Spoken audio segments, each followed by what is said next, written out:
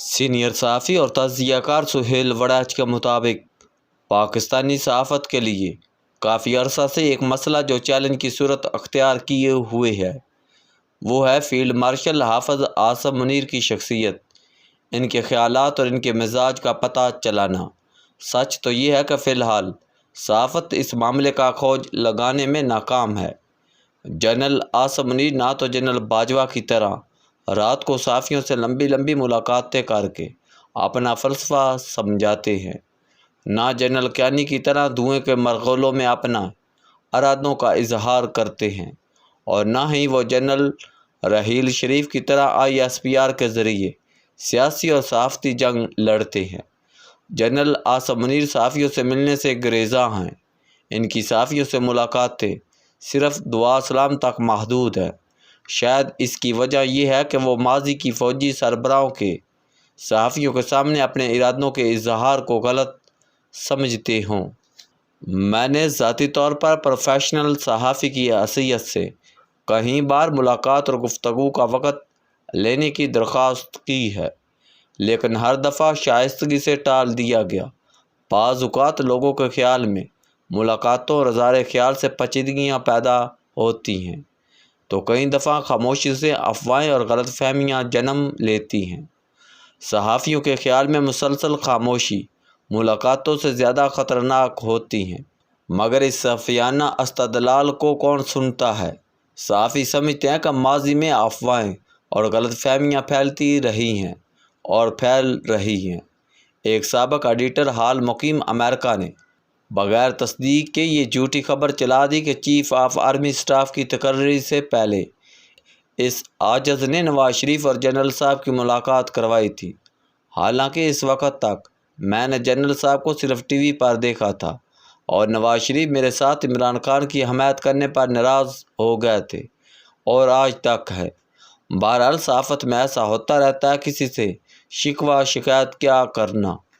General حافظ عاصم منیر کے بارے میں کیسے جانیں جب ان سے کسی صحافی کی کوئی ملاقات ہی نہیں؟ اس حوالے سے رقائم نے وزیر اعظم سمیت جنرل صاحب سے ملنے والوں اور جاننے والوں سے گفتگو سے ایک خاکہ مرتب کرنے کی کوشش کی ہے، جو قارئین کے تجسس کی پیاس بجھانے کے لیے پیش کیا جا رہا ہے۔ جنرل صاحب کے جاننے والے بتاتے ہیں کہ وہ دوستوں کے حلقوں میں ابریشم اور دشمنوں کے لیے فالح جیسے ہیں۔ وزیر اعظم شہباز شریف کہتے ہیں کہ وہ 1988 سے اب تک آنے والے ہر آرمی چیف آف سٹاف سے ملتے رہے ہیں اور تقریباً ہر ایک کے مثبت اور منفی نتائج کو براہ راست محسوس کرتے رہے ہیں۔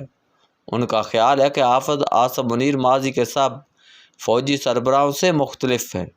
ماضی کے سب فوجی سربراہ اگر دن میں وزیر اعظم سے ملتے تھے تو رات کے اندھیرے میں اس کی اپوزیشن سے رابطے کر لیتے تھے۔ بقول وزیر اعظم شہباز شریف، سابق صدر عارف علوی نے آرمی چیف کے تقرر نامے کے بعد کوشش کی کہ وہ عمران خان سے جنرل عاصم منیر کی فون پر بات کرا دے، مگر جنرل عاصم منیر نے سرکاری عمال کے علاوہ کسی سے بھی بات کرنے سے انکار کر دیا۔ حافظ عاصم منیر ذاتی طور پر مذہبی ہیں، قرآن پاک کی آیات کا اکثر حوالہ دیتے ہیں اور انہی کی روشنی میں اپنا لائحہ عمل ترتیب دیتے ہیں۔ ان کی والدہ مرحومہ وفات پا گئی تو ان کی نماز جنازہ انہوں نے خود پڑھائی۔ گویا وہ سمجھتے ہیں کہ ہر شخص کو دین کا فہم ہونا چاہیے، اس لیے کسی مولوی کو جنازہ پڑھنے کے لیے نہیں بلایا۔ وہ مذہبی انتہا پسندی کے خلاف ہیں۔ ان کے ایک افسر کے بارے میں ان سے شکایت کی گئی کہ وہ شام کو دفتر میں نکر پہن لیتا ہے، حالانکہ وہ جم کرنے کے لیے نکر پہنتا تھا۔ جنرل عاصم منیر نے اپنے آفیسر کو بلایا اور بغیر کسی کارروائی کے اسے فٹ رہنے کا نہ صرف درس دیا بلکہ اس کی حوصلہ افزائی بھی کی۔ فیلڈ مارشل اپنے ماتحتوں کے تساہل کے سخت خلاف ہے۔ وہ 3 سینئر لیفٹیننٹ جنرلوں کو ان کے عہدوں سے برخاست کر چکے ہیں۔ ان تینوں سینئر ترین افسروں پر ڈسپلن کی خلاف ورزی اور کوڈ آف کنڈکٹ کی پابندی نہ کرنے کا الزام ہے۔ پاکستان کی تاریخ میں آج تک کسی سابق ISI چیف کا احتساب نہیں ہوا۔ جنرل فیاض اس وقت کورٹ مارشل کے مراحل سے گزر رہے ہیں۔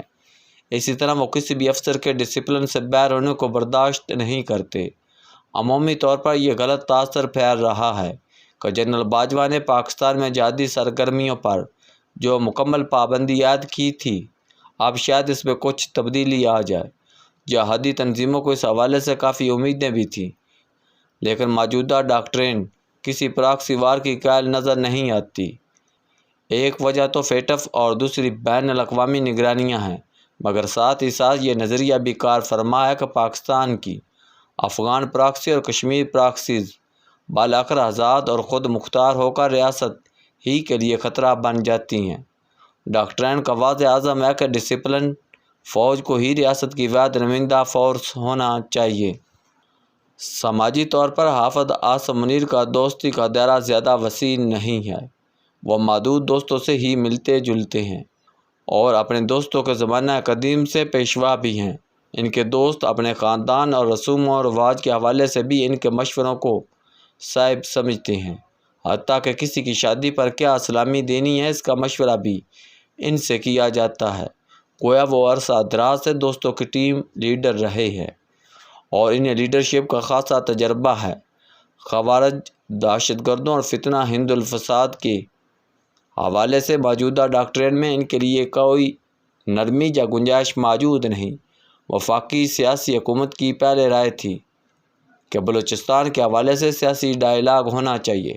نواز شریف نے بلوچستان کے سابق وزیر اعلیٰ ڈاکٹر مالک کو بلا کر مذاکرات کا عندیہ بھی دیا، لیکن ایسا لگتا ہے کہ یہ سوچ بحث اور صلاح مشورے کے بعد سرد خانے کی نظر ہو چکی اور اب صرف اور صرف آپریشن ہی واحد آپشن کے طور پر اپنا لیا گیا ہے۔ حقیقت یہ ہے کہ خوارج دہشت گرد تو سینکڑوں کی تعداد میں مارے جا رہے ہیں اور امریکی جنرل نے خود اس کا اعتراف بھی کیا ہے۔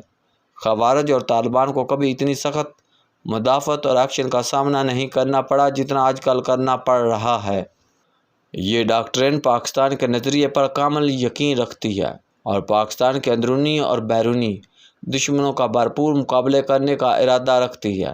حافظ ڈاکٹرین کو شدت سے احساس ہے کہ پاکستان کی معاشی بنیاد بہت کمزور ہے اور جب تک یہ بنیاد مضبوط نہیں ہوگی اور اس وقت تک ریاست طاقتور نہیں ہو سکتی۔ اسی خیال کے پیش نظر SIFC کو بنایا گیا تاکہ فوج اور سول حکومت کے اشتراک سے بیرونی سرمایہ کاری کی پیشکش کی جائے۔ یہ نیا انتظام ابھی حتمی مراحل میں ہے۔ بہت سے منصوبے بنائے گئے ہیں، قوانین میں ترامیم کی جا رہی ہیں تاکہ بیرونی سرمایہ کاری کا راستہ ہموار اور پرکشش ہو جائے۔ حافظ ڈاکٹرین کا بنیادی خیال پاکستان کو دفاعی اور معاشی استحکام دینا ہے اور ظاہر ہے کہ اس سوچ کے محور و مرکز جنرل عاصم منیر خود ہیں۔ گویا اس ڈاکٹرین کی کامیابی کا انحصار بھی ان کی معیشت پر خصوصی ارتکاز پر ہے۔ جنرل صاحب کے خیال میں پاکستان کے پاس معدنیات کے اتنے وسیع ذخائر ہیں کہ ان سے پاکستان کے تمام قرضے بھی اتر سکتے ہیں اور پاکستان معاشی طور پر مضبوط بھی ہو سکتا ہے۔ دوسری طرف ان کے نقادوں کے خیال میں سیاسی استحکام کے لیے اس ڈاکٹرین کے پاس کوئی فارمولہ نہیں، حالانکہ ملکی پائیدار ترقی اور استحکام کے لیے وہ فارمولہ بنانا ضروری ہے۔